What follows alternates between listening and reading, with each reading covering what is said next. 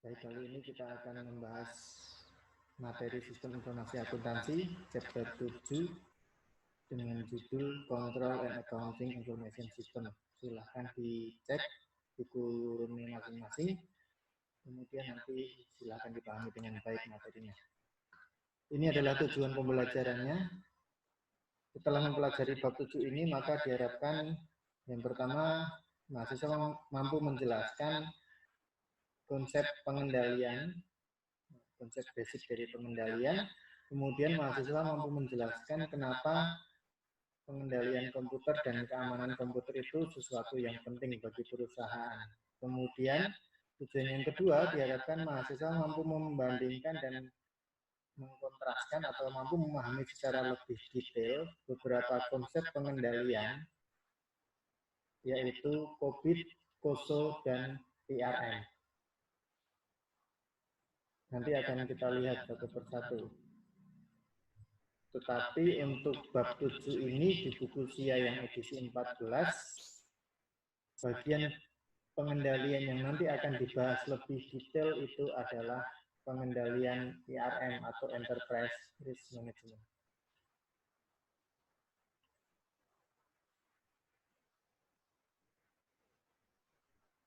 Nah, kemudian tujuan yang ketiga, diharapkan mahasiswa mampu menjelaskan elemen-elemen utama dalam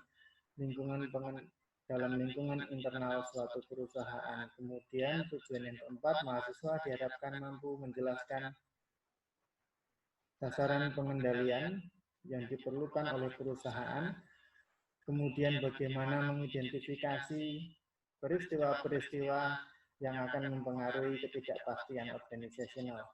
Kemudian tujuan yang kelima, diharapkan mahasiswa mampu menjelaskan bagaimana cara menilai dan merespon risiko yang dihadapi oleh perusahaan menggunakan Enterprise Risk Management Model. Kemudian yang keenam, mahasiswa diharapkan mampu menjelaskan atau mendeskripsikan atau menggambarkan aktivitas-aktivitas pengendalian yang biasanya digunakan dalam perusahaan. Dan yang ketujuh, diharapkan mahasiswa mampu menjelaskan bagaimana mengkomunikasikan informasi dan bagaimana memantau proses pengendalian dalam suatu organisasi. Itu adalah tujuan pembelajaran yang harapannya dapat kalian capai setelah mempelajari bab 7 ini.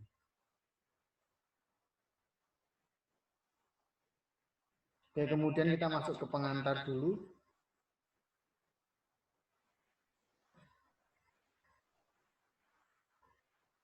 Ini adalah beberapa alasan yang menyebabkan terjadinya kegagalan dalam pengendalian atas keamanan dan integritas sistem komputer.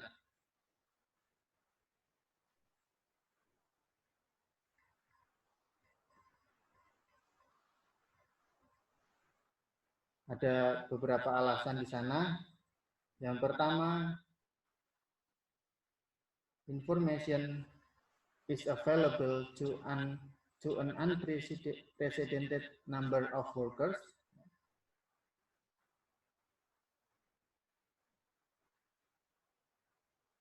Atau kalau diterjemahkan, artinya adalah bahwa yang menjadi alasan dari kegagalan pengendalian dan integritas dari sistem komputer adalah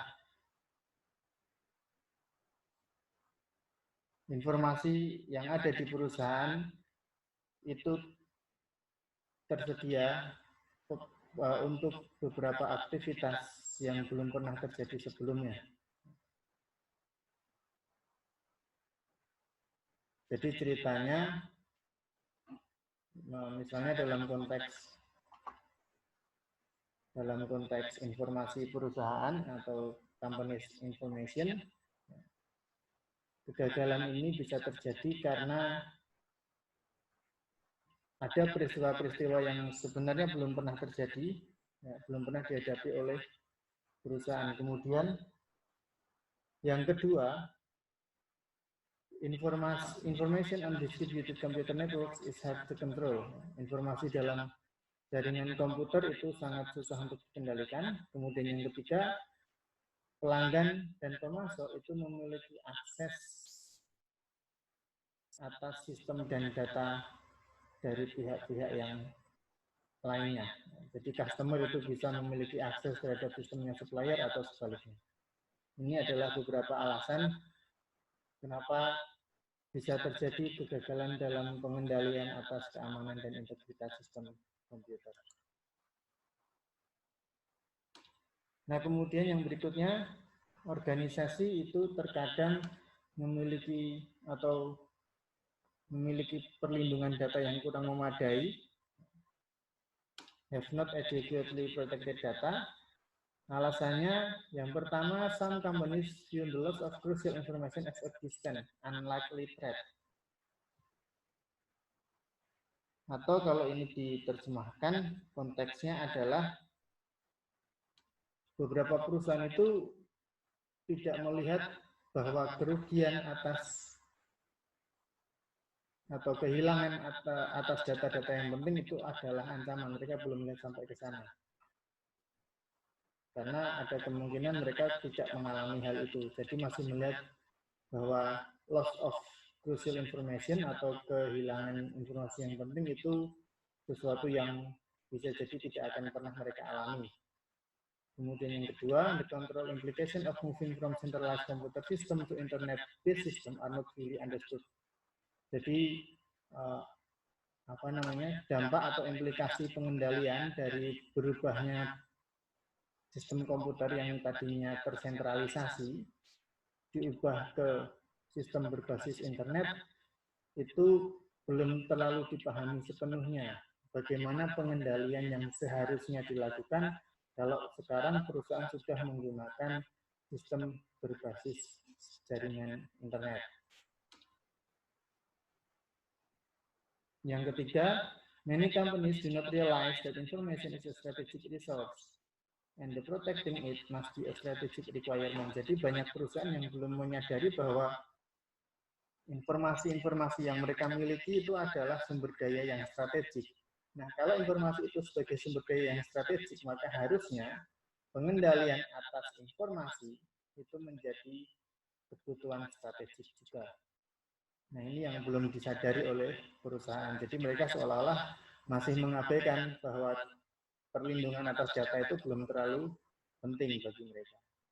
Kemudian alasan yang berikutnya adalah productivity and cost pressures motivate management to forgo time-consuming control measure.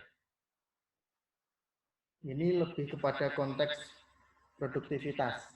Jadi konsep produktivitas itu cenderung memotivasi manajemen untuk meninggalkan atau untuk melupakan pengendalian yang berbasis pengendalian yang time consuming. Jadi biasanya perusahaan-perusahaan itu fokusnya lebih kepada produktivitas karena mereka tentu akan mengejar profitabilitas yang tinggi. Nah, konsep produktivitas ini membuat manajemen terkadang melupakan beberapa konsep ukuran pengendalian.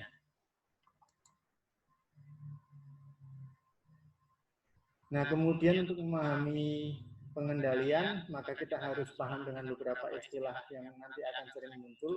Yang pertama adalah threat or event atau ancaman ya, threat itu ancaman. Ini sebenarnya konsepnya adalah terkait dengan any potential adverse occurrence.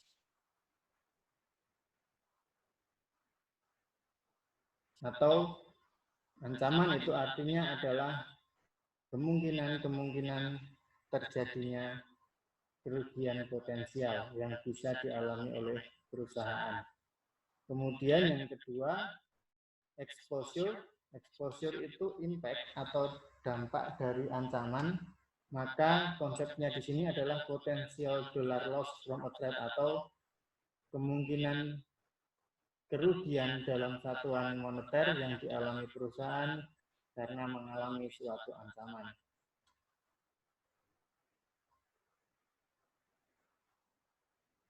Yang ketiga, likelihood. Likelihood ini kemungkinan, ya, maka di sini konsepnya adalah probability that it will happen atau kemungkinan terjadinya sesuatu. Maka kalau nanti ada pembahasan tentang threat likelihood, itu artinya adalah kemungkinan terjadinya ancaman atau probabilitas kemungkinan terjadinya ancaman yang bisa dialami oleh perusahaan.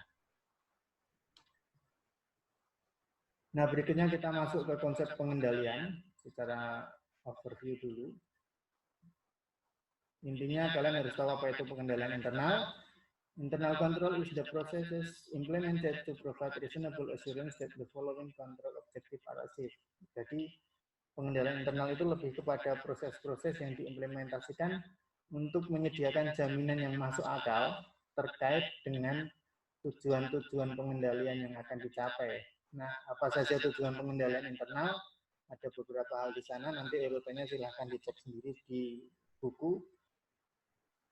Yang pertama, tujuan pengendalian internal adalah mengamankan aset, safeguard aset. Ini tujuan pertama dan utama sebenarnya dari konsep pengendalian internal. Hampir semua buku sistem informasi mengatakan seperti itu. Kemudian yang kedua, provide accurate and reliable information. Jadi tujuan pengendalian internal yang harus dapat dicapai adalah mampu menyediakan informasi yang akurat dan dapat diandalkan. Kemudian maintain records in sufficient detail to report company assets accurately and fairly. Tujuan yang berikutnya adalah memaintain semua catatan-catatan akuntansi secara detail untuk melaporkan nilai-nilai aset perusahaan secara akurat dan wajar. Kemudian yang keempat, promote and improve operational efficiency. Jadi harapannya pengendalian internal itu dapat meningkatkan efisiensi operasi perusahaan. Kemudian yang kelima, encourage adherence to prescribed managerial policies. Jadi pengendalian internal harapannya dapat meningkatkan ketaatan terhadap kebijakan-kebijakan manajerial yang telah ditentukan sebelumnya.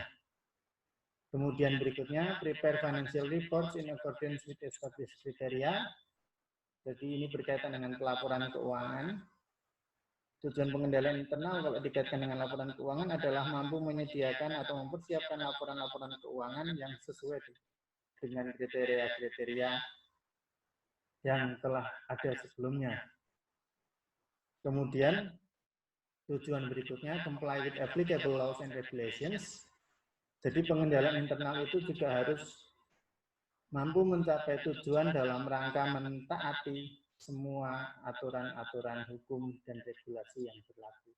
Ini adalah tujuan dari adanya pengendalian internal.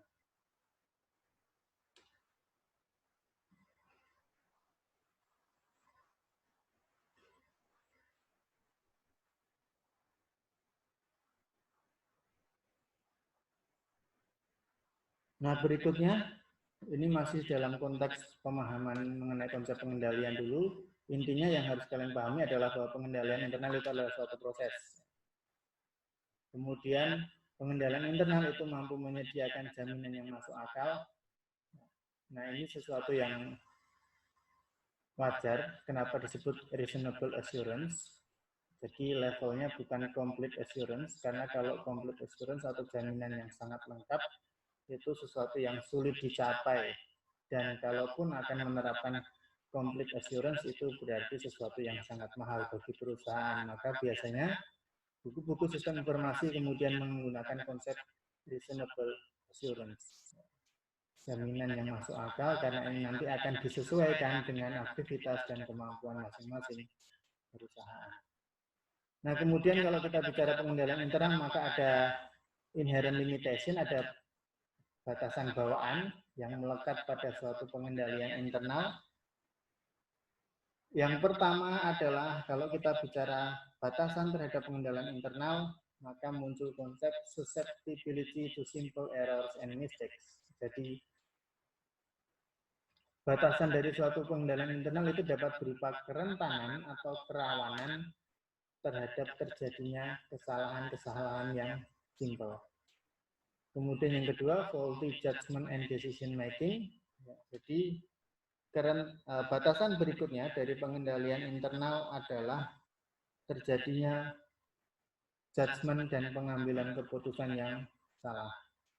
Kemudian yang ketiga adanya manajemen overrides atau tumpang tindih. Jadi ini konsepnya adalah manajemen ternyata malah tidak melakukan pengendalian internal sebagaimana mestinya. Kemudian yang terakhir collusion atau kolusi.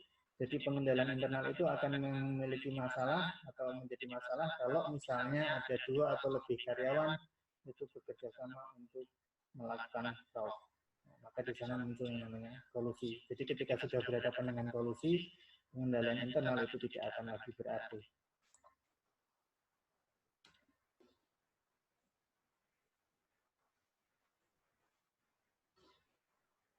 Nah, kemudian terkait dengan apa peran seorang akuntan dalam kaitannya dengan pengendalian internal, di sini Romney mengatakan accountants and system developers help management achieve their control objective. Jadi untuk mencapai tujuan pengendalian tadi yang sudah kita bahas di beberapa slide sebelumnya, maka akuntan dan sistem developer harus membantu manajemen agar tujuan-tujuan pengendalian dapat tercapai. Caranya bagaimana? Yang pertama, designing effective control systems that take a proactive approach to eliminating system threats and that detect, correct, and recover from threats when they occur. Jadi, cara yang dapat dilakukan adalah mendesain sistem pengendalian yang efektif.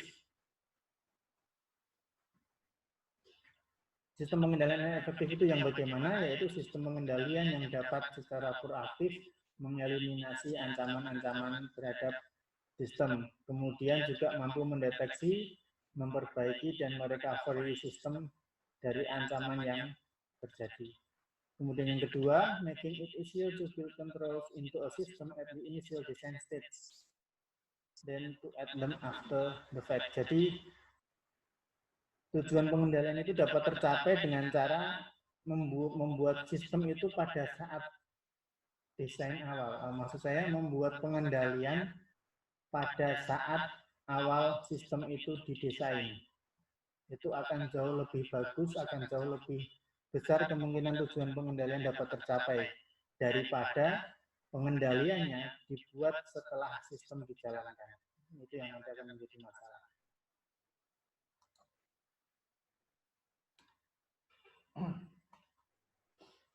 Nah, kalau kita bicara pengendalian internal, maka sebenarnya ada satu konsep yang disebut dengan konsep PDC, Preventive, Detective, and Corrective Control. Ini adalah konsep pengendalian yang bisa dipakai oleh perusahaan.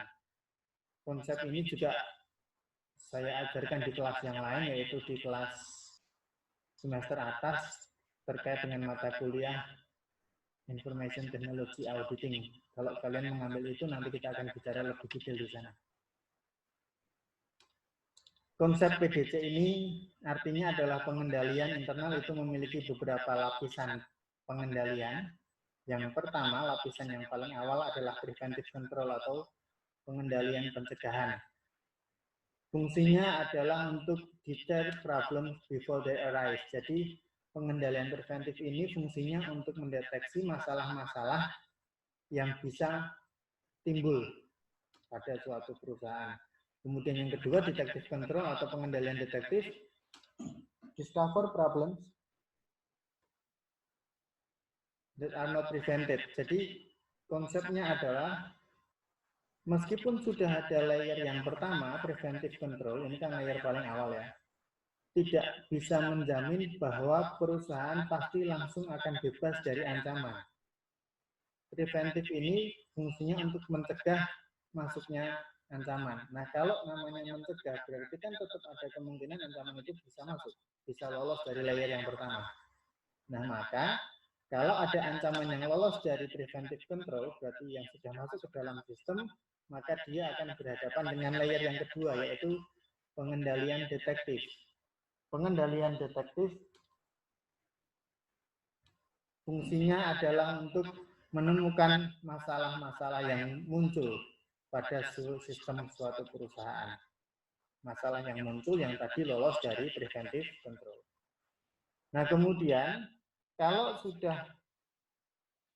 detektif control itu sudah bekerja, maka akan dibarengi dengan corrective control atau pengendalian korektif. Fungsinya adalah identify and correct problems as well as correct and recover from the resulting errors. Jadi kalau pengendalian detektif tadi fungsinya untuk menemukan masalah itu terjadi di mana dalam perusahaan, sementara kalau pengendalian korektif ini fungsinya untuk memperbaiki masalah yang terjadi pada perusahaan. Jadi dideteksi dulu, kemudian diperbaiki. Nah, ini adalah konsep pengendalian yang sering disebut dengan PDC model, Preventive, Detective, and Corrective.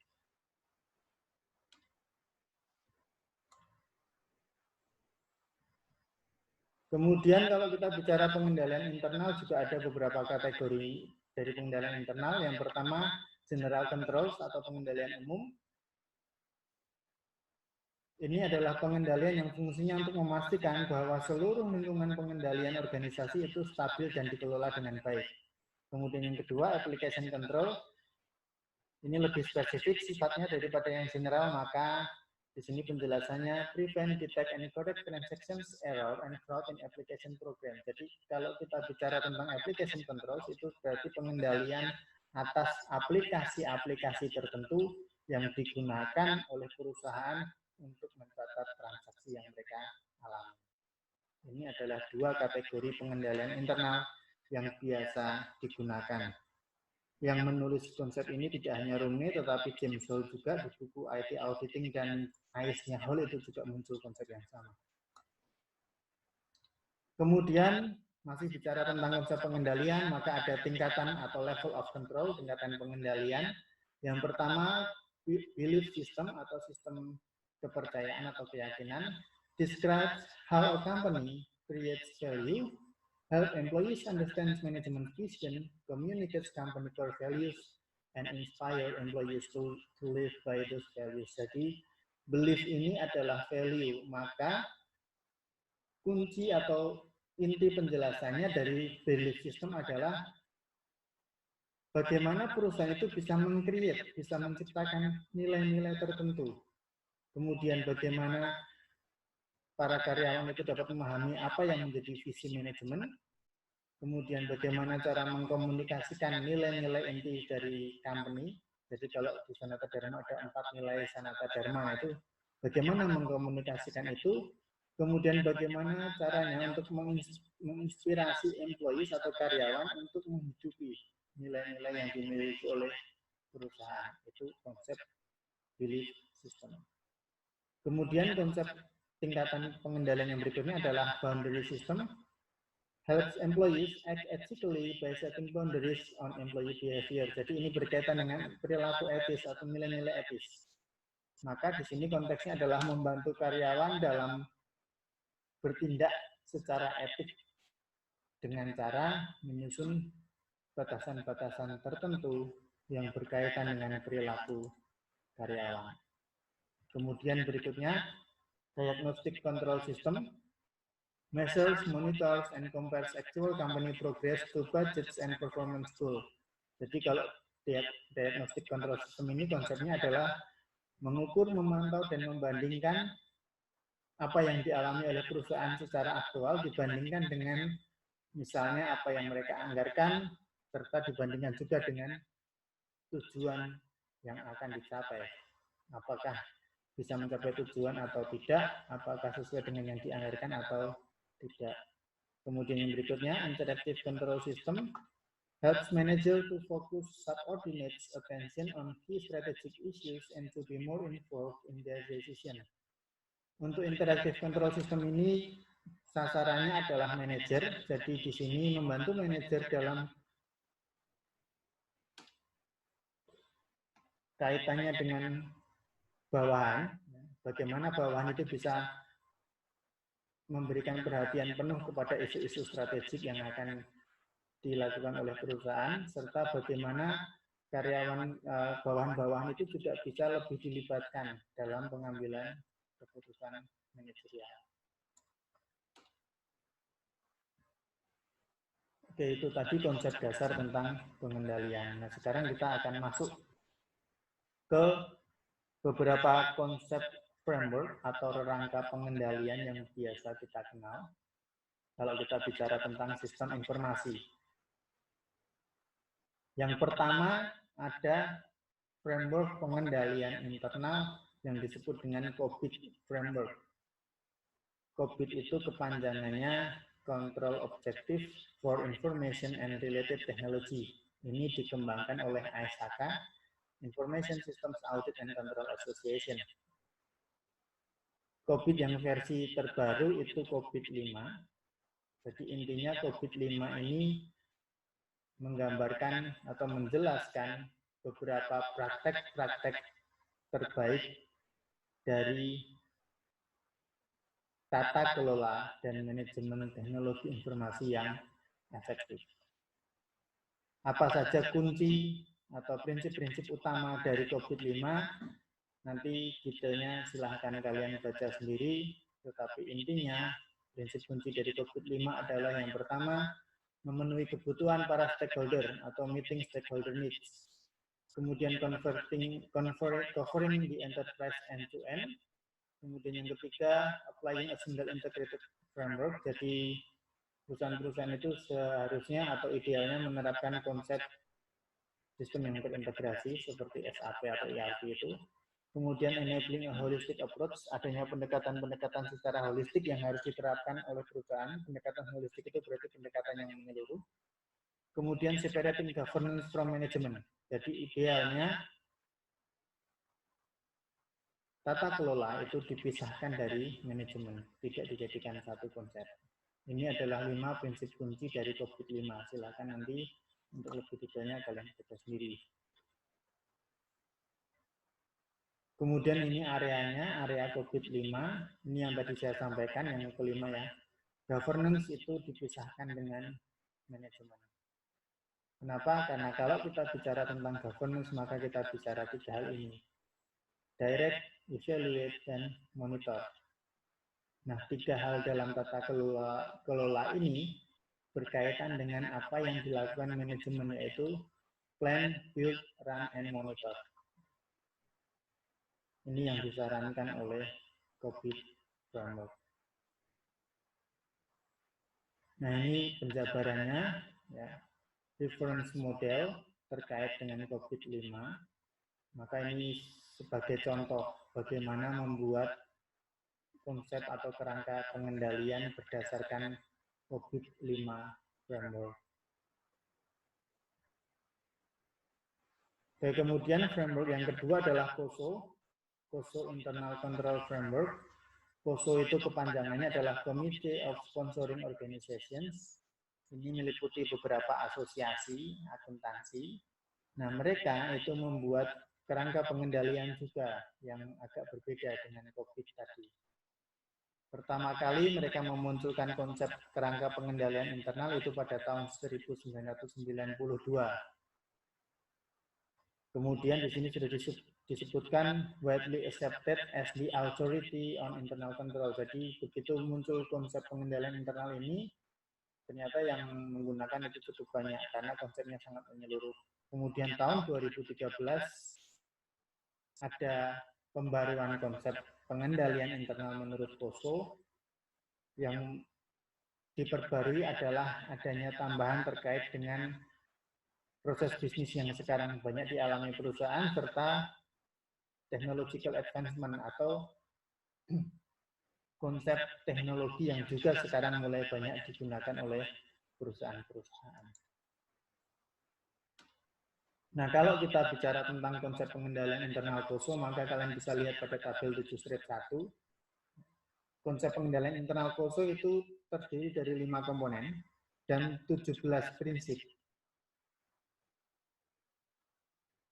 5 komponen itu, yang pertama adalah lingkungan pengendalian atau control environment, kemudian risk assessment atau penilaian risiko, kemudian control activity atau aktivitas pengendalian, information and communication, serta monitoring. Nah, kalau kita bicara tentang control environment, maka di sini sudah disebutkan bahwa lingkungan pengendalian itu sebagai dasar dari komponen-komponen lainnya. Jadi dalam konsepnya COSO, dari 5 komponen ini tadi, yang menjadi konsep fundamentalnya adalah lingkungan pengendalian. Kenapa? Karena lingkungan pengendalian ini berkaitan dengan lingkungan organisasional secara keseluruhan, termasuk di dalamnya bicara tentang integritas, disiplin, nilai-nilai etis, kompetensi, dan lain sebagainya. Kemudian kalau risk assessment ini bicara tentang bagaimana perusahaan atau organisasi itu mengidentifikasi, menganalisa, dan mengelola risiko-risiko yang mereka hadapi.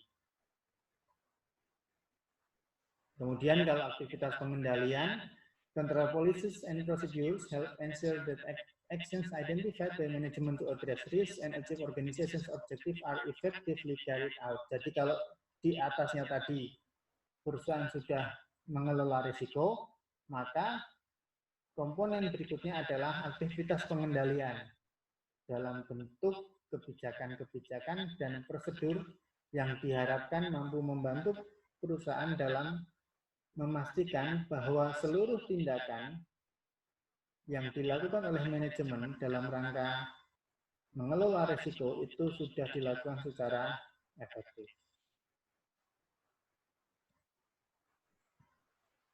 Kemudian kalau information and communication ini berkaitan dengan bagaimana informasi itu dihasilkan oleh sistem informasi akuntansi, kemudian informasi itu dikomunikasikan kepada pihak-pihak yang berkepentingan.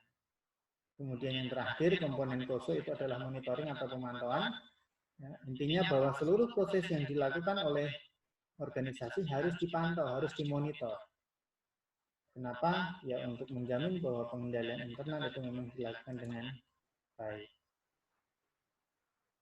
Itu kerangka pengendalian internal yang kedua. Kemudian yang ketiga, kerangka pengendalian berikutnya ini masih dari COSO, tetapi disebut dengan istilah COSO IRM atau Enterprise Risk Management.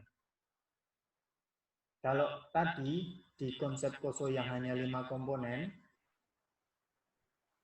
yang berkaitan dengan risiko hanya pada risk assessment, maka sekarang pada konsep atau framework COSO yang terbaru, yang IRM ini lebih banyak fokus pada risikonya.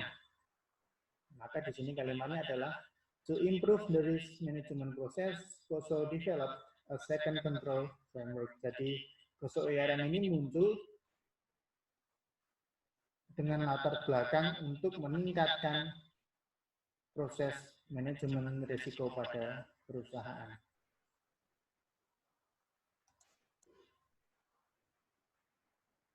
Nah, prinsip-prinsip dasarnya apa dari COSO IRM?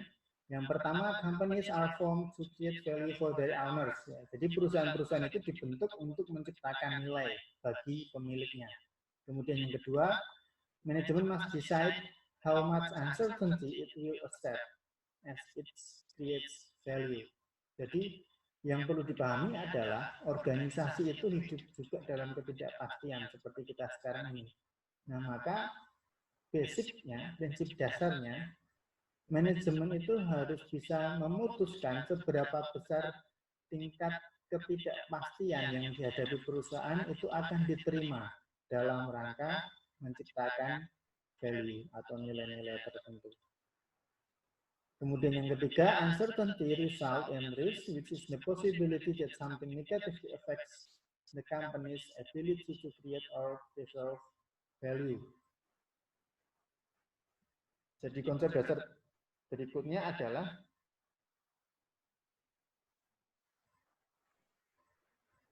ketidakpastian, ya, uncertainty results in risk. Jadi hasil dari ketidakpastian dari suatu risiko itu sebenarnya terkait dengan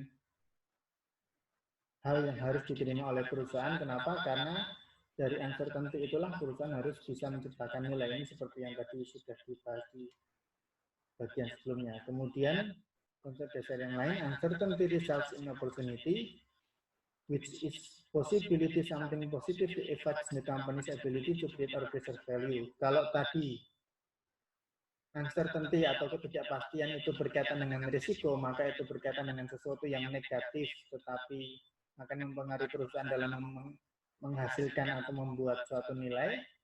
Maka kalau di sini sekarang adalah uncertainty sebagai hasil dari suatu opportunity atau peluang. Nah,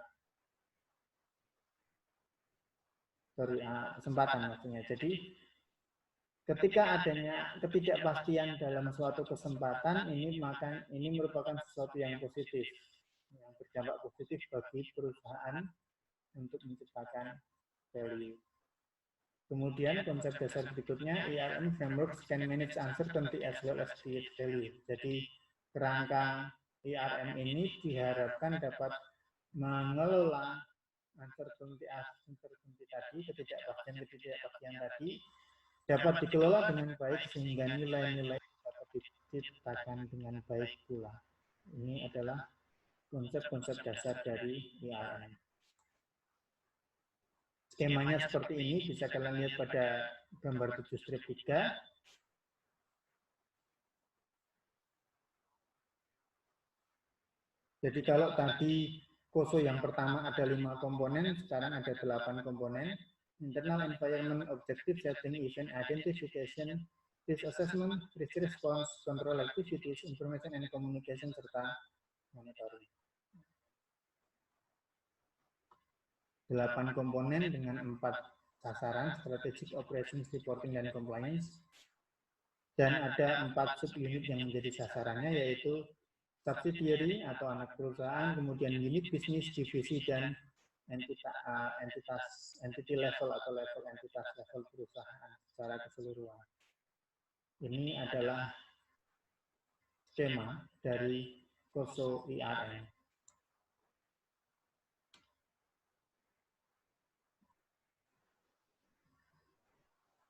Nah, sekarang bagaimana caranya kalian bisa menandingkan antara COSO ERM dengan COSO yang pertama tadi yang hanya 5 komponen. Poin yang pertama, bahwa tadi saya sudah menyebutkan kerangka pengendalian internal itu sebenarnya sudah diterima oleh banyak pihak. Kenapa? Karena itu selain disyaratkan oleh undang-undang yang berlaku, itu juga bisa menjadi bagian dari evaluasi perusahaan.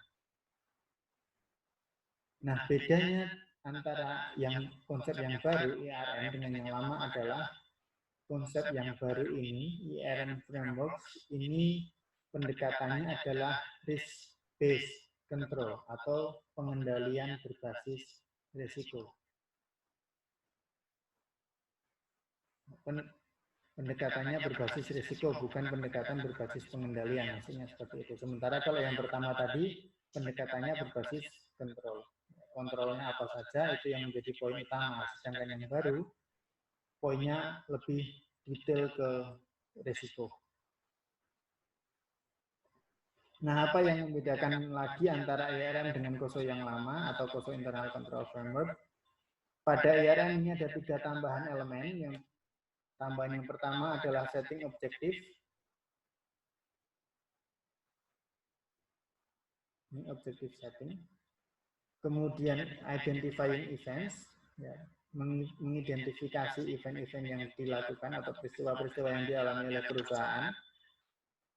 Kenapa muncul identifying events? Karena perusahaan harusnya bisa mengidentifikasi dulu event apa saja yang akan mereka lakukan sebelum kemudian mereka bisa mengidentifikasi risiko. Jadi 3 hal yang ditambahkan dalam konsep pengendalian internal COSO kalau ERM adalah setting objektif atau men-setting atau membuat sasaran yang akan dicapai perusahaan. Yang kedua, mengidentifikasi peristiwa yang akan dihadapi perusahaan. Dan yang ketiga, bagaimana perusahaan itu akan merespons risiko-risiko yang mereka hadapi.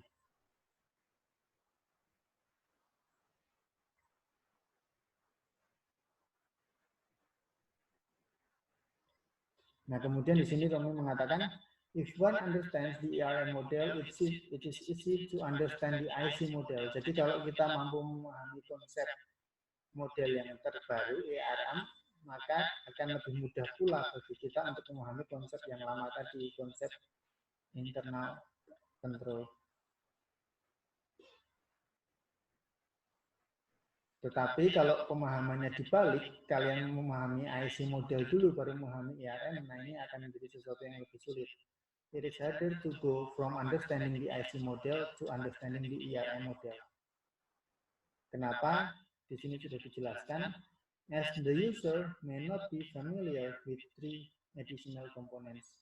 Kalau kita memahaminya yang COSO yang lama dulu baru ke ERM, itu akan menjadi lebih sulit bagi kita untuk mendapatkan pemahaman karena terkadang kita akan mengalami kesulitan dalam memahami 3 hal tambahan tadi, setting objective, event identification, dan how to respond this. Maka disarankan oleh Rumi, ya kalau mau memahami COSO, pahami dulu konsep yang terbaru IRM, baru kemudian ditarik mundur memahami konsep yang berbasis pengendalian. Nah, slide-slide berikutnya, sampai nanti slide yang terakhir itu kita akan bicara tentang komponen-komponen COSO IRM secara lebih terinci. Nanti jika ada yang belum saya tuliskan di sini tetapi ada di buku, maka menjadi kewajiban kalian untuk memahami sendiri. Tetapi konsep-konsep dasarnya sudah saya berikan di PowerPoint ini. Oke, kita mulai dari yang pertama.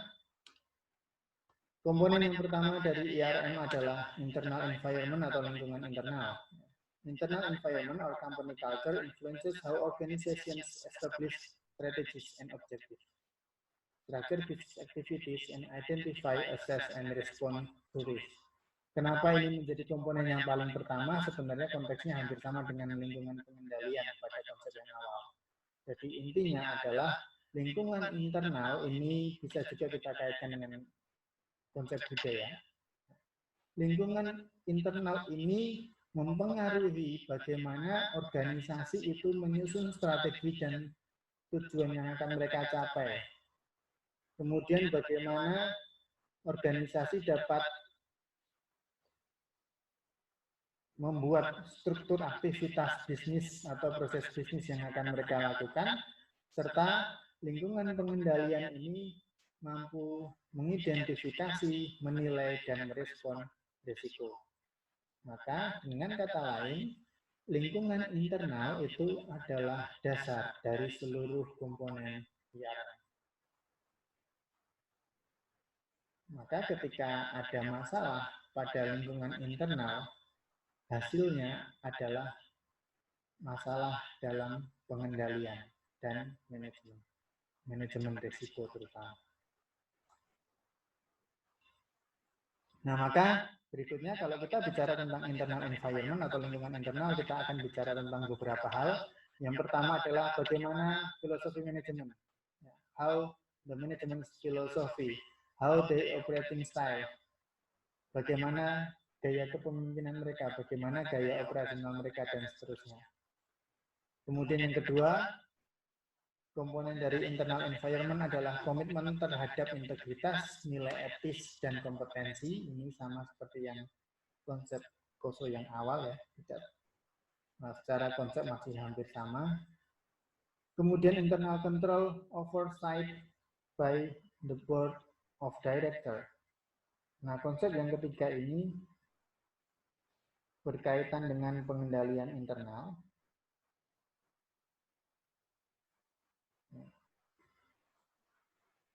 Bahwa bisa jadi nanti muncul kelalaian terhadap pengendalian internal yang dilakukan oleh direksi. Kemudian yang keempat, bicara tentang struktur organisasional. Kemudian yang kelima, bicara tentang metode otoritas dan pertanggungjawaban. Jadi kalau sudah bicara tentang struktur organisasi, maka nanti ada wewenang dan tanggung jawab. Nah, itu juga masuk dalam komponen internal environment. Kemudian yang keenam, berkaitan dengan standar sumber daya manusia, human resources standard. Ini konsepnya berkaitan dengan bagaimana perusahaan itu bisa menarik minat orang untuk bekerja di sana. Kemudian yang ketujuh, pengaruh-pengaruh dari eksternal atau dari luar perusahaan. Oke, kemudian komponen yang kedua dan ketiga, objective setting and event identification, ini dijadikan satu pembahasan. Objective setting is the second IRM komponen. Jadi komponen yang kedua dari IRM adalah penentuan sasaran yang akan dicapai perusahaan. Intinya di sini, manajemen determines what company hopes to achieve. Jadi manajemen itu harus bisa menentukan apa yang mau mereka capai. Maka ini sering disebut dengan visi misi organisasi. Jadi kalau kalian di kampus bisa sering melihat visi misi prodi fakultas, nah itu berkaitan dengan objektif yang disusun oleh organisasi.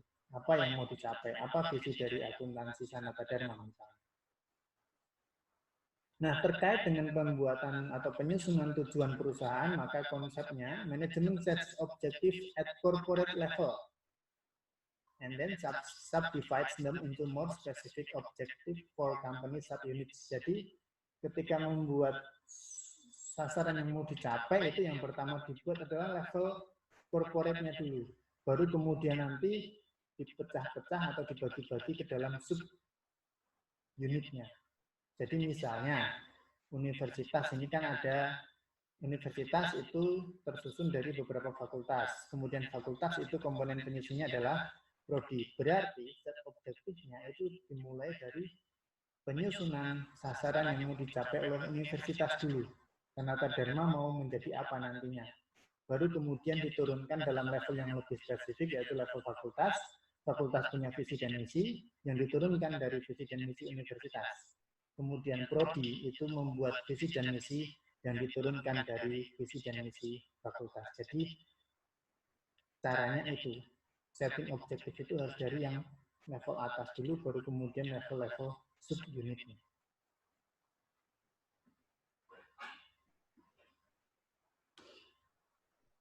Nah, maka kalau perusahaan sudah menentukan tujuannya, maka perusahaan juga harus menentukan apa yang akan mereka lakukan untuk mencapai tujuan itu. Kemudian juga harus ditentukan bagaimana cara mengukur kinerja yang nantinya sudah mereka lakukan. Apakah sesuai dengan standar atau tidak.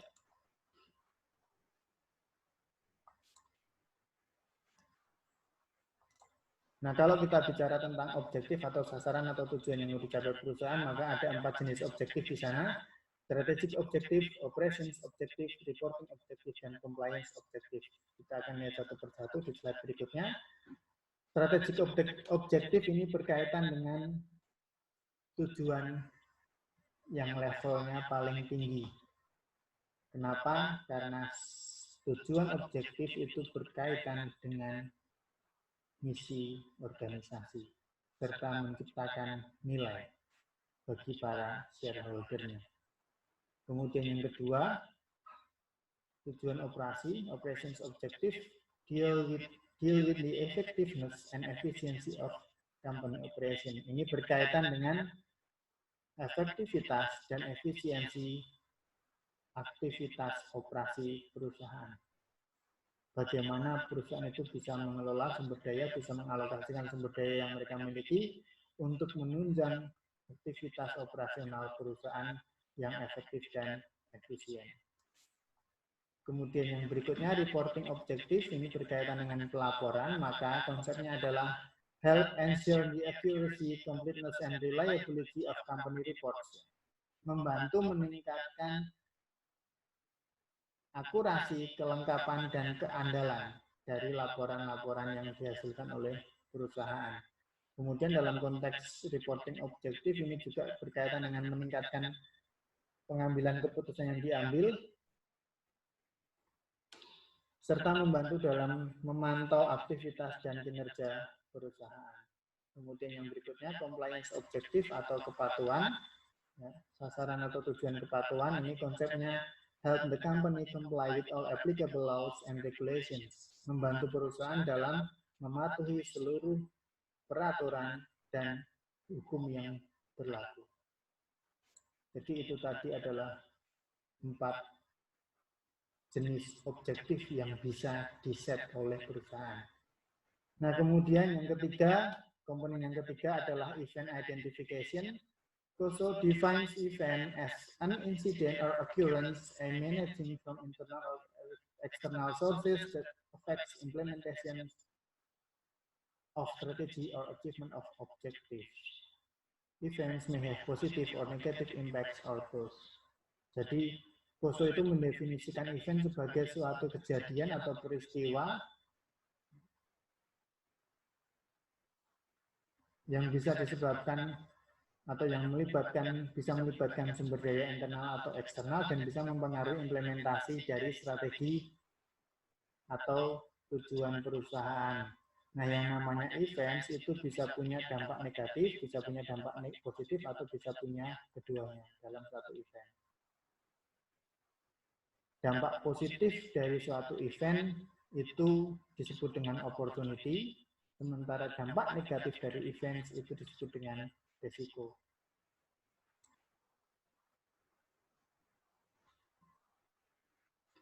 Nah, kemudian kalau kita bicara peristiwa atau event, ini berkaitan dengan uncertainty ya. Events itu berkaitan dengan ketidakpastian, artinya bisa terjadi, bisa juga tidak terjadi.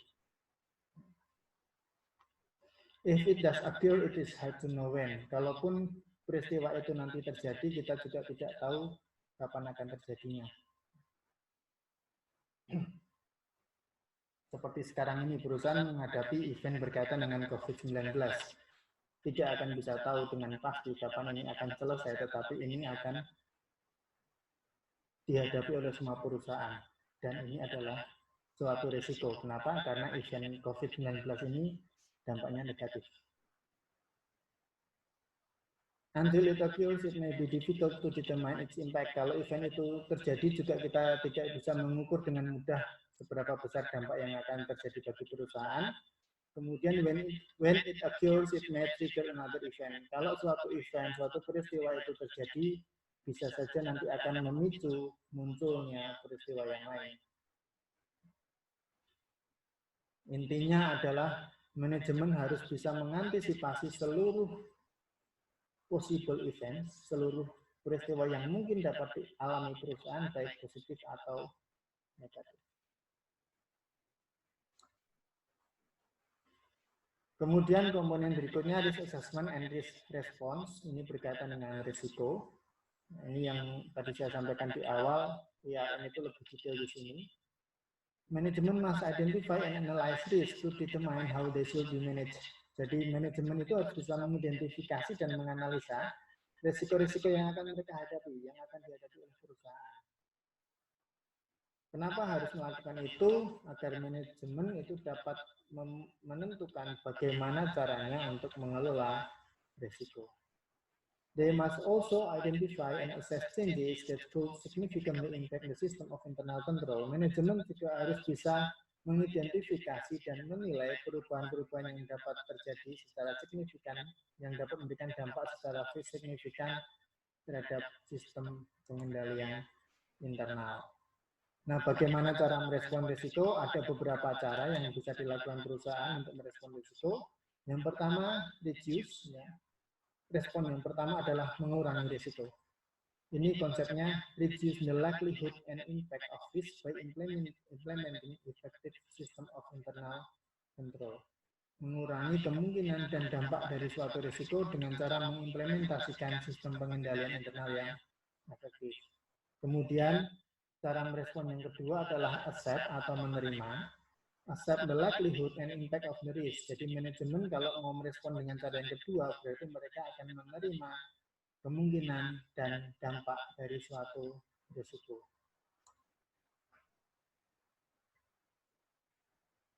Kemudian yang ketiga, share. Jadi perusahaan itu bisa merespon risiko dengan cara membagi atau share the risk.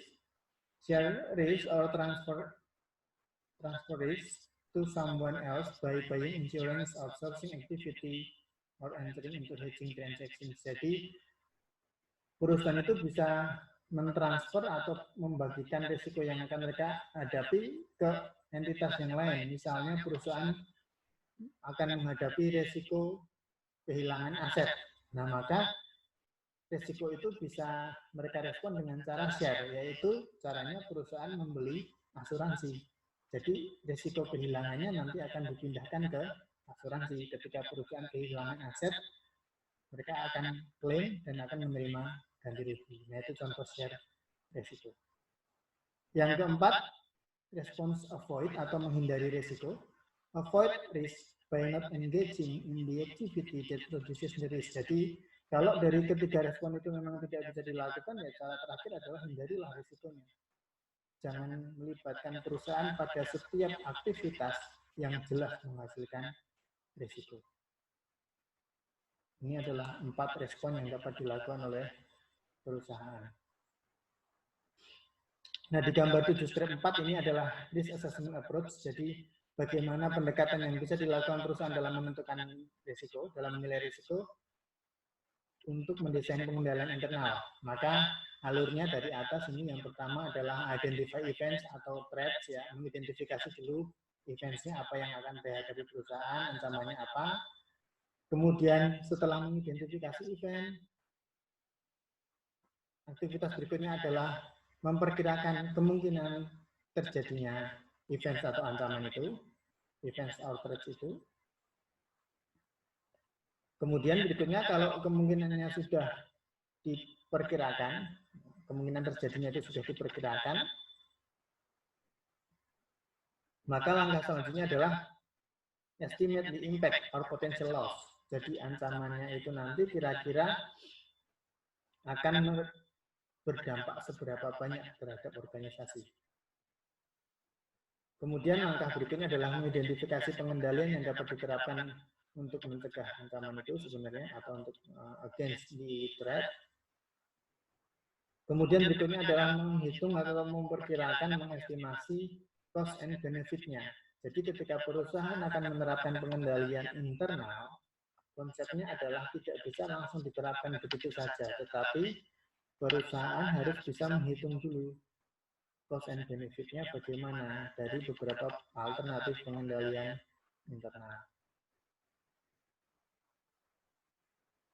Nah, maka kemudian dari analisa cost and benefit masuklah ke titik keputusan, is it cost beneficial to protect the system from a threat? Apakah pengendalian internal itu menguntungkan? Lebih tinggi benefitnya daripada cost-nya. Kalau iya, maka pengendalian internalnya dapat diterapkan. Tetapi kalau tidak, atau dalam arti setelah dihitung nilai pengendalian internal ternyata cost-nya lebih tinggi dari manfaat, ya berarti pengendaliannya jangan dipakai. Maka responsnya adalah avoid, share, or accept risk. Bisa menghindari risiko ancaman, bisa berbagi risiko dengan pihak lain, atau kalau memang mau menerima ya silahkan diterima risiko ancaman tersebut. Tetapi pengendalian internalnya tidak bisa diterapkan sebenarnya, tidak ideal diterapkan kalau cost-nya lebih besar dari benefit. Kemudian nanti apapun hasilnya akan kembali lagi ke yang atas, karena ini siklus bahwa perusahaan itu akan secara rutin berhadapan dengan events dan threats yang akan selalu mereka hadapi. Nah, bagaimana cara menghitung cost and benefit dari suatu pengendalian yang akan diterapkan? Secara rumus, menggunakan rumus expected loss sebenarnya, menghitung kemungkinan kerugian yang bisa dialami. Expected loss itu rumusnya impact dikalikan likelihood. Jadi dampak dikalikan dengan kemungkinan terjadinya. Nah, pengambilan keputusannya nanti harus didasarkan pada selisih antara expected loss kalau ada pengendalian internal dibandingkan dengan expected loss kalau tidak ada pengendalian internal.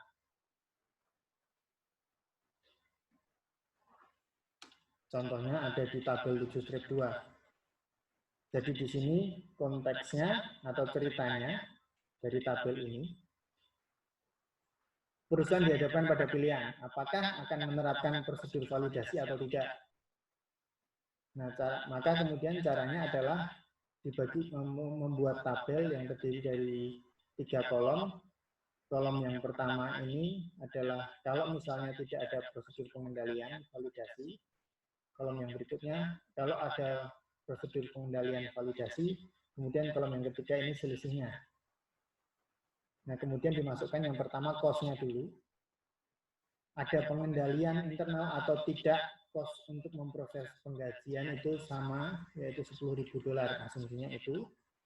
Kemudian yang berbeda di sini, likelihood atau kemungkinan terjadinya error.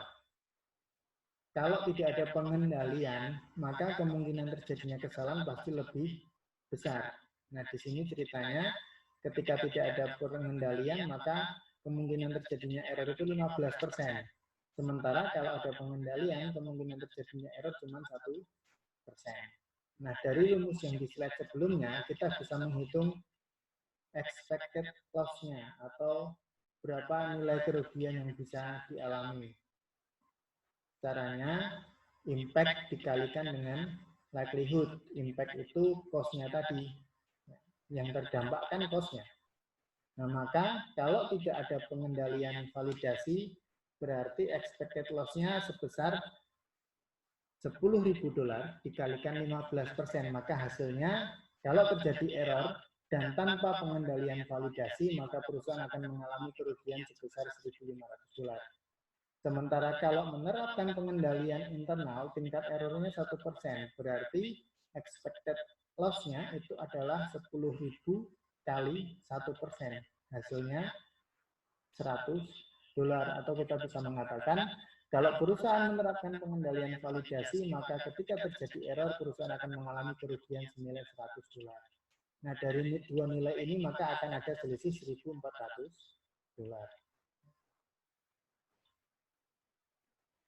Nah, kemudian yang diidentifikasi berikutnya adalah kalau perusahaan itu mau menerapkan pengendalian internal, tentu ada cost yang harus mereka keluarkan untuk pengendalian internal itu.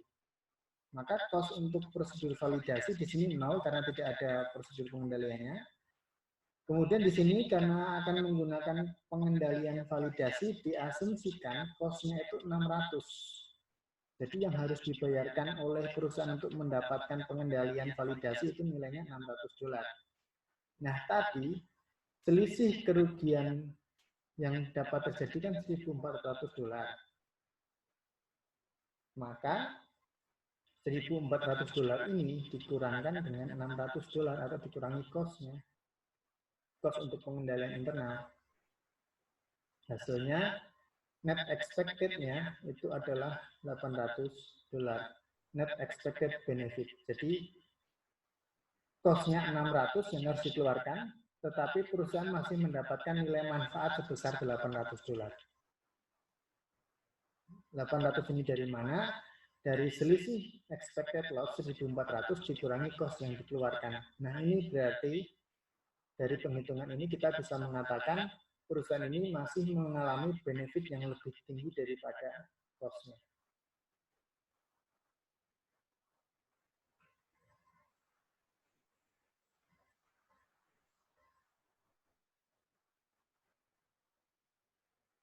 Yang tidak disarankan untuk dilakukan adalah kalau misalnya nilai cost dari pengendalian ini lebih besar dari selisih kerugian yang bisa tercapai. Nah, itu yang tidak boleh dilakukan. Tapi kalau ini hasilnya masih selisih positif, artinya benefit masih lebih besar daripada cost-nya.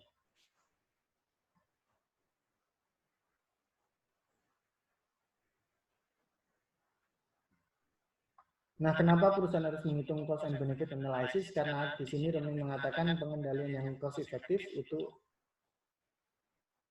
diterapkan untuk mengurangi risiko yang akan dialami perusahaan. Tetapi kemudian risiko-risiko yang tidak dapat dikurangi maka harus direspon dengan cara yang lain. Accepted, share, or avoided seperti yang digambar tadi yang sebelumnya kita bahas. Jadi kalau risiko itu tidak dapat dikurangi, cara merespon risikonya adalah ya udah diterima aja risikonya, atau risikonya dibagi kepada pihak yang lain, atau risikonya dihindari. Risk can be accepted if it is within the company's risk tolerance range. Jadi perusahaan itu sebenarnya boleh menerima risiko kalau memang risiko yang akan dihadapi itu masih dalam jangkauan yang ditentukan oleh perusahaan berkaitan dengan risiko yang dapat diterima. Sementara a company may choose to avoid the risk when there is no cost-effective way to bring risk into an acceptable risk tolerance range. Jadi perusahaan dapat menghindari risiko kalau ternyata tidak ada cara yang dapat dilakukan secara cost effectiveness untuk membawa risiko itu ke nilai yang dapat diterima. Jadi kalau nilai risikonya yang tidak masuk akal ya sudah risikonya dihindari saja. Tetapi kalau masih masuk akal, masih dalam batasan yang ditentukan oleh perusahaan, maka risikonya dapat diterima. Oke, berikutnya komponen selanjutnya adalah aktivitas pengendalian atau control activities. Control activities are policies, procedures, and rules that provide reasonable assurance that control objectives are met and these responses are carried out. Jadi yang namanya aktivitas pengendalian itu biasanya bentuknya adalah kebijakan, prosedur, dan aturan. Aturan yang bagaimana? Yang dapat menyediakan jaminan yang masuk akal bahwa tujuan pengendalian dapat tercapai dan respon-respon risiko itu dapat diberikan.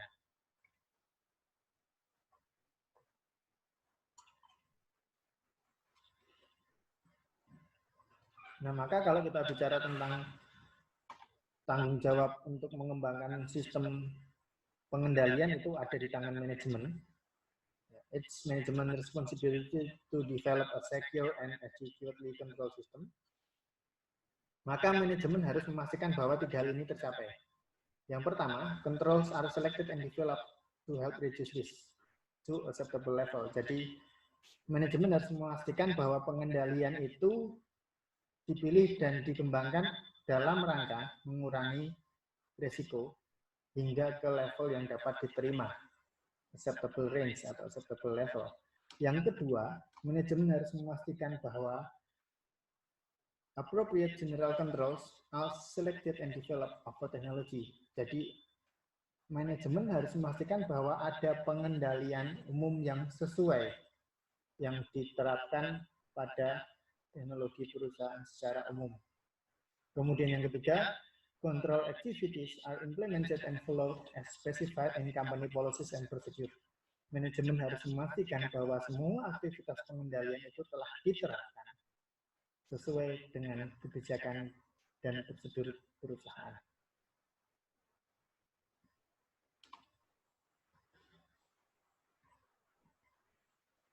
Nah, kalau kita bicara aktivitas pengendalian, maka ada beberapa kategori dari aktivitas pengendalian.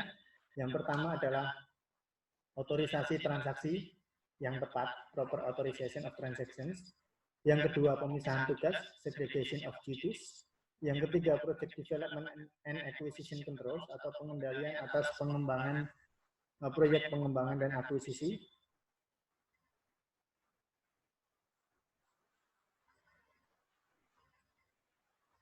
Kemudian yang keempat, change management controls, adanya pengendalian terkait dengan change management.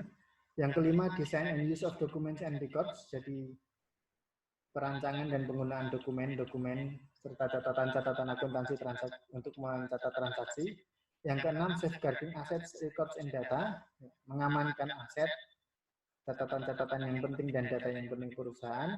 Dan yang ketujuh adalah melakukan independent checks, pengujian atau pemeriksaan independen dari aktivitas yang dilakukan oleh perusahaan.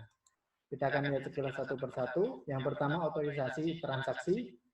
Otorisasi itu kaitannya atau definisinya adalah establishing policy for employees to follow and then empowering them to perform certain organizational function.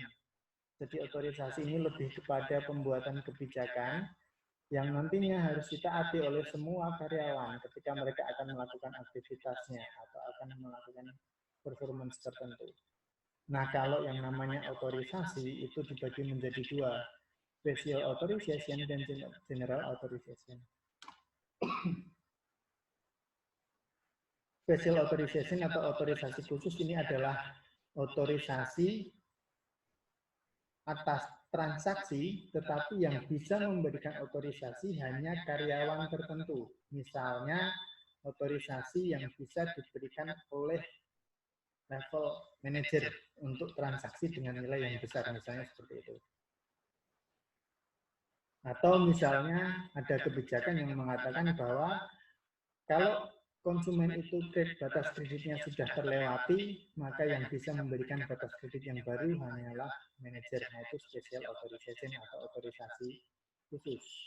Kemudian yang kedua, general authorization atau otorisasi umum, ini konteksnya adalah otorisasi atas transaksi rutin. Jadi otorisasi ini bisa diberikan oleh karyawan yang manapun, sepanjang itu memang menjadi aktivitas rutin mereka tanpa perlu adanya persetujuan secara khusus. Contoh kalau general authorization ya berarti misalnya karyawan bagian penjualan akan menandatangani dokumen sales order atau pesanan penjualan, itu general. Maka ada dua jenis otorisasi, special authorization dan general authorization. Konsep yang berikutnya terkait dengan pemisahan tugas. Pemisahan tugas ini intinya adalah memisahkan fungsi-fungsi akuntansi menjadi tiga fungsi, yaitu fungsi otorisasi, fungsi recording, dan fungsi custody. Fungsi otorisasi ini seperti yang tadi kita bahas, yaitu terkait dengan persetujuan atas transaksi dan pengambilan keputusan. Sementara kalau recording ini berkaitan dengan mencatat dalam dokumen tertentu sampai dengan jurnal dan basis data. Sementara kalau custody itu berarti mengelola secara fisik. Maka artinya pemisahan tugas berarti karyawan yang memberikan otorisasi atas suatu transaksi itu harus berbeda dengan karyawan yang mencatat dalam dokumen akuntansi, dan harus berbeda juga dengan karyawan yang mengurus secara fisik untuk hal-hal tertentu, misalnya yang mencatat transaksi dengan yang mencatat transaksi penerimaan kas dengan yang menyetujui transaksi, itu orang yang berbeda pula dengan orang yang mengelola kas secara fisik. Nah, kenapa ada segregation of duties atau pemisahan tugas? Karena tujuannya adalah untuk meminimalkan terjadinya fraud yang dapat dilakukan oleh karyawan. Jadi konsep dasar pemisahan tugas adalah ini, bahwa karyawan yang mengotorisasi transaksi harus berbeda dengan yang mencatat transaksi, dan harus berbeda pula dengan yang mengurus beberapa aset secara fisik. Maka muncullah ini segitiga pemisahan tugas, separation of duties. Kalau dalam perusahaan ada fungsi pencatatan, ada fungsi otorisasi, ada fungsi custody, ya berarti ini harus dilakukan oleh tiga orang yang berbeda, tidak boleh orang yang sama. Nanti silahkan dibaca, ini bisa menunjukkan fraudnya apa saja.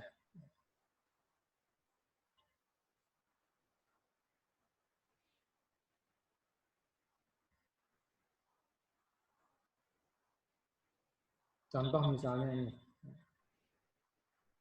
Kalau karyawan pada fungsi pencatatan itu tidak dipisah dengan fungsi custody, yang nyatet dan yang ngurusi aset secara fisik itu orang yang sama, maka risikonya adalah ini. Bisa terjadi kesalahan pencatatan yang sebenarnya itu dia melakukan fraud pencurian aset. Jadi misalnya saya dapat jatah ngurus aset, tapi saya juga yang nyatet aset perusahaan, maka saya bisa melakukan fraud dengan cara saya mencuri aset, kemudian saya ubah sendiri catatannya. Nah, makanya harus dipisah agar tidak terjadi fraud seperti itu. Atau ini antara custody dengan authorization, apa yang terjadi kalau dua ini tidak dipisah?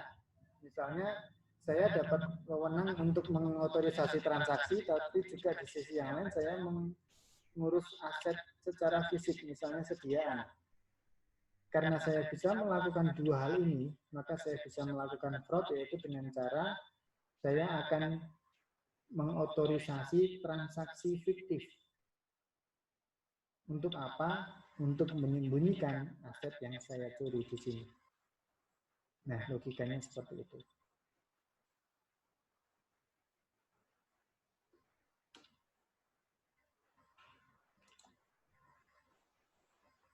Ya, kemudian kalau kita bicara tentang sistem, juga ada pemisahan tugas. Ya. Jadi beberapa buku menyarankan ada pemisahan tugas yang terkait dengan sistem informasi dalam perusahaan.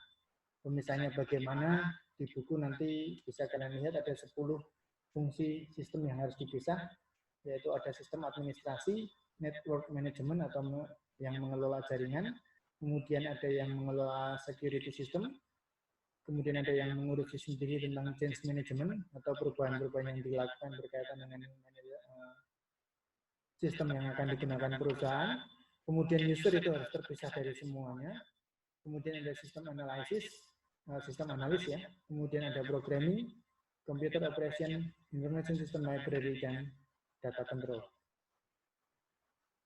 Jadi idealnya semua tugas terkait dengan sistem informasi harus dipisahkan menjadi bagian-bagian ini, tidak boleh dirangkap oleh satu atau hanya beberapa orang saja.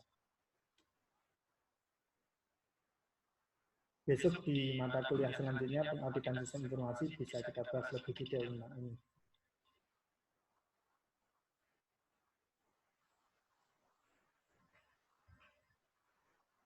Oke, kemudian komponen berikutnya dari aktivitas pengendalian adalah project development and acquisition control, pengendalian atas pengembangan proyek dan akuisisi. Intinya kalau perusahaan itu akan memulai atau memiliki proyek pengembangan atau akuisisi sistem informasi, maka harus ada pihak-pihak ini.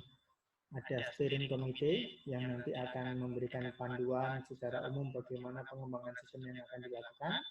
Kemudian ada strategic master plan yang tugasnya ini adalah untuk membuat perencanaan awal yang menyeluruh itu seperti apa yang akan dilakukan. Kemudian ada project development plan, ya, rencana pengembangan sistemnya seperti apa. Ini lebih spesifik daripada master plan-nya.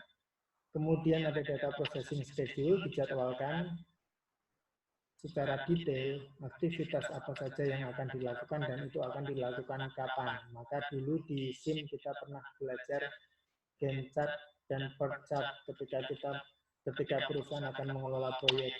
Nah, itu sebenarnya sebagai salah satu cara untuk melakukan scheduling juga.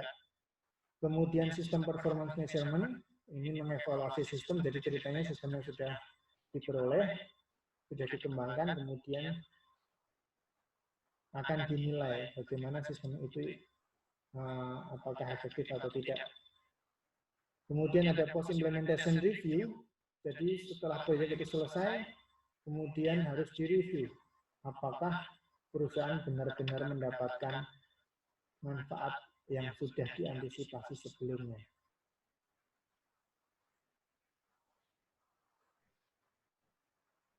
Nah, kenapa perlu ada change management control? Karena ini ya, alasannya, organizations modify existing system to reflect new business practices. Jadi perusahaan itu mengubah sistem informasi yang mereka gunakan dalam rangka untuk bisa membantu perusahaan ketika mereka punya aktivitas-aktivitas atau praktek bisnis yang baru. Kemudian perubahan sistem informasi itu juga diharapkan dapat mengarah kepada manfaat yang dapat diperoleh dari penggunaan IT yang lebih komprehensif.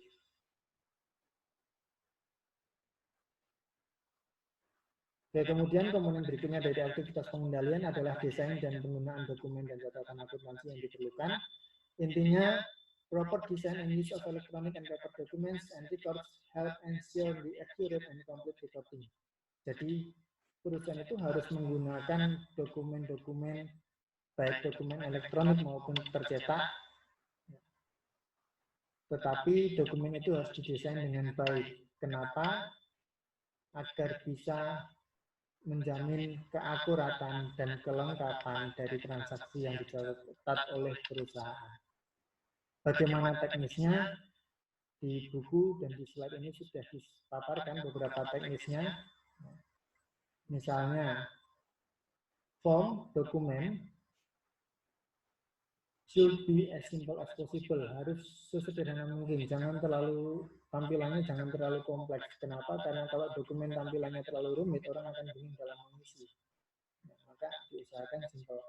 Kemudian harus bisa meminimalkan kesalahan, serta bisa memfasilitasi adanya verifikasi dan review. Maka biasanya kan ada catatan dan lain sebagainya. Kemudian dokumen that initiate a transaction should contain a space for authorizations. Jadi dokumen-dokumen yang digunakan untuk mencatat transaksi harus ada bagian untuk otorisasi transaksinya. Maka biasanya kalau kalian lihat dokumen itu ada kolom tanda tangan untuk otorisasi. Kemudian those that transfer assets need a space for receiving parties signature. Jadi kalau ada transfer aset, ada perpindahan aset, maka dokumen yang menggambarkan perpindahan aset itu harus mempunyai kolom atau harus memiliki bagian berkaitan dengan tanda tangan dari pihak si penerima. Nah, ini untuk kontrol juga sebenarnya bahwa kita memang sudah mengirimkan barang ke siapapun itu dan orang itu sudah menerima apa yang kita kirimkan. Kemudian dokumen should be sequentially pre-numbered. Jadi dokumen itu idealnya harus bernomor urut tercetak. Kenapa? Agar nanti bisa di tracing, so it can be accounted for an audit trail. Jadi bisa di tracing nanti untuk audit trailnya. Nah, kemudian komponen berikutnya terkait aktivitas pengendalian adalah mengamankan aset, records, and data. Nah, intinya setiap perusahaan harus melindungi atau harus memproteksi kas dan aset fisik mereka. Kenapa? Karena aset ini rawan untuk dicuri, terutama cash. Kalau kita bicara pengamanan aset atau kita bicara tentang pencurian aset, maka poin yang kedua yang saya tulis di sini, employees are much greater security risk than outsiders are.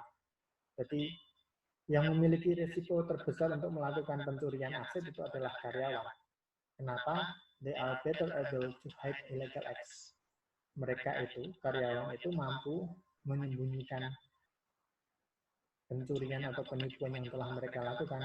Kenapa? Karena mereka lebih tahu kelemahan sistem dalam perusahaan mereka dibandingkan dengan orang yang dari luar perusahaan. Nah, kemudian employees also cause unintentional threats. Kalau yang kedua tadi konsepnya adalah penipuan yang disengaja. Kalau yang ketiga, karyawan itu juga bisa melakukan ancaman yang tidak disengaja. Misalnya, secara tidak sengaja menghapus data perusahaan. Atau secara tidak sengaja membuka email yang ternyata isinya virus. Nah, ini yang harus dipahami, bahwa karyawan itu bisa menyebabkan ancaman baik yang disengaja maupun yang tidak disengaja. Gimana sih caranya untuk mengamankan aset? Selain menggunakan pengendalian internal, juga perlu ada beberapa pengendalian tambahan. Yang pertama, create and enforce appropriate policy and procedure. Jadi perusahaan harus bisa membuat kebijakan dan prosedur yang tepat. Dan kemudian ini harus dilakukan oleh semua elemen dalam organisasi. Kemudian restrict access to asset, perusahaan harus bisa membatasi akses terhadap aset perusahaan. Tidak semua karyawan boleh mengakses aset perusahaan. Misal yang bisa mengakses sediaan hanya karyawan bagian gudang, misalnya seperti itu. Karyawan bagian lain tidak boleh. Kemudian maintain accurate records of all asset, perusahaan harus mampu memaintain, harus mampu mengelola semua catatan-catatan berkaitan dengan aset perusahaan secara akurat, termasuk informasi tentang asetnya apa, dibeli kapan, jumlah berapa, dan lain sebagainya. Kemudian perusahaan harus bisa melindungi, memproteksi semua record dan dokumen berkaitan dengan aset perusahaan. Ini adalah 4 pengendalian tambahan yang bisa dilakukan perusahaan untuk mengamankan asetnya.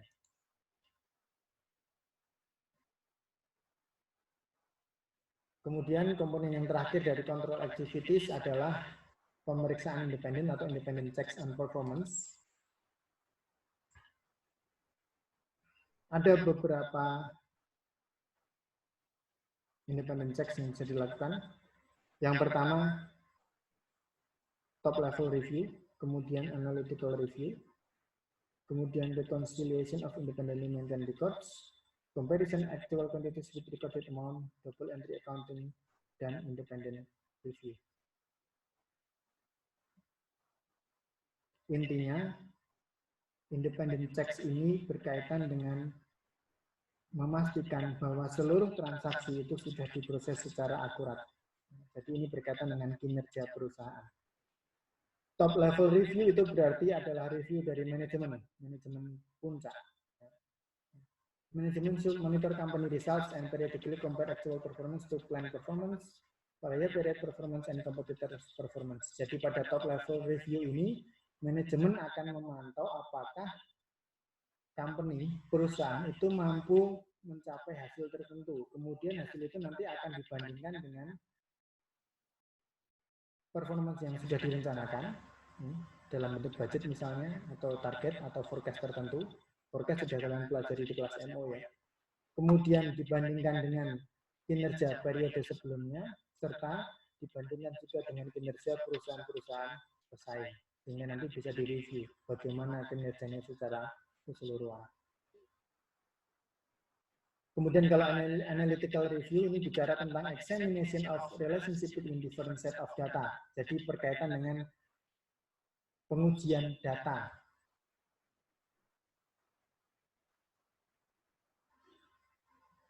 Misalnya kalau ada peningkatan penjualan kredit, berarti piutangnya juga akan meningkat.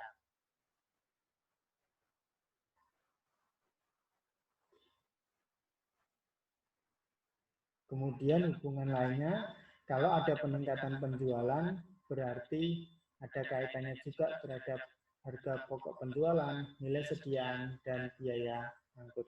Nah, ini contoh analytical review. Jadi, menguji beberapa set data yang berbeda secara analitis.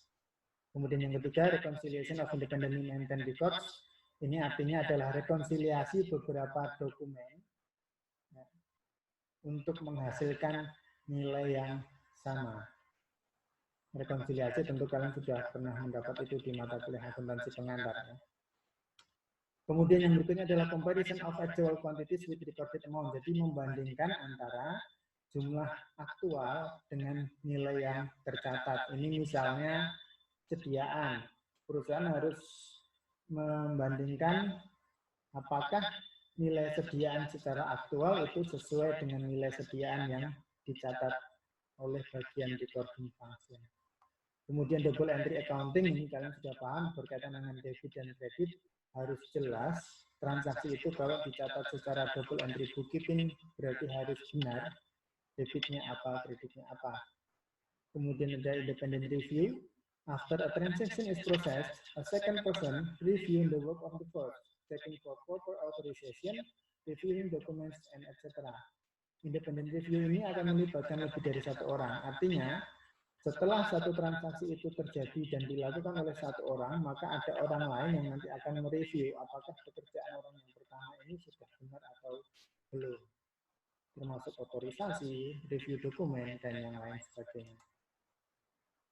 Itu berkaitan dengan control activities. Kemudian, dua komponen terakhir dari COSO IRM adalah communicate information and monitoring. Ini akan dibahas dalam 2 atau 3 slide terakhir. Information and communication, di sini intinya informasi dan komunikasi harus mampu mengcapture, harus mampu menangkap, mencatat, merekam seluruh informasi yang diperlukan perusahaan. Kemudian kita diingatkan kembali apa tujuan utama dari SIA. Tujuan utama dari SIA itu adalah untuk mengumpulkan data, merekod data, kemudian mengolah data, menyimpan data, dan mengkomunikasikan hasil kepada beberapa pihak yang terkait. Nah, kalau kita bicara tentang komunikasi, maka komunikasi itu harus terjadi baik secara internal maupun eksternal. Jadi komunikasi yang baik dalam perusahaan tidak hanya internal saja, tetapi juga harus externally. Artinya bagaimana perusahaan bisa berkomunikasi yang baik dengan pihak luar, misalnya dengan vendor atau dengan customer. Berikutnya, yang terakhir adalah monitoring. Ini komponen terakhir dari COSO IRM. Internal control system that is selected or developed must be continuously monitored, evaluated, and modified as needed. Jadi kita diingatkan bahwa sistem pengendalian internal yang diterapkan perusahaan itu harus secara rutin dipantau, dievaluasi, dan kalau perlu dimodifikasi. Misalnya perusahaan sudah mengalami perubahan sistem, ya berarti pengendalian akan berubah. Any deficiencies must be reported to senior management and the board of directors. Jadi ketika sudah dilakukan review, evaluasi atas sistem, sudah dilakukan pemantauan dan muncul beberapa defisiensis atau masalah-masalah yang terjadi, maka masalah atau kelemahan itu harus dilaporkan kepada manajemen senior dan dewan direksi. Nah, bagaimana cara melakukan pemantauan?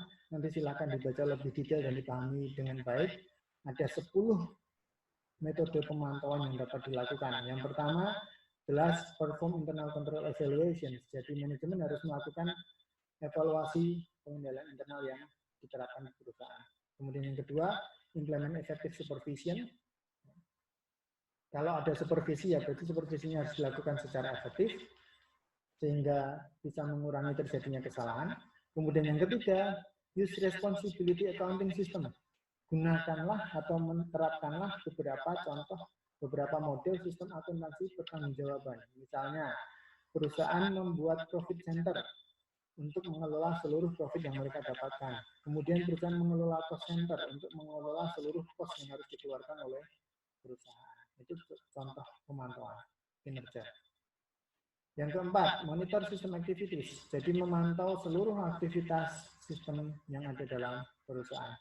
Yang kelima, track purchase software and mobile devices. Ini kalau kalian baca lebih detail berkaitan dengan perusahaan harus bisa memantau software-software yang mereka beli atau peralatan gawai gadget yang mereka beli untuk mendukung operasional perusahaan.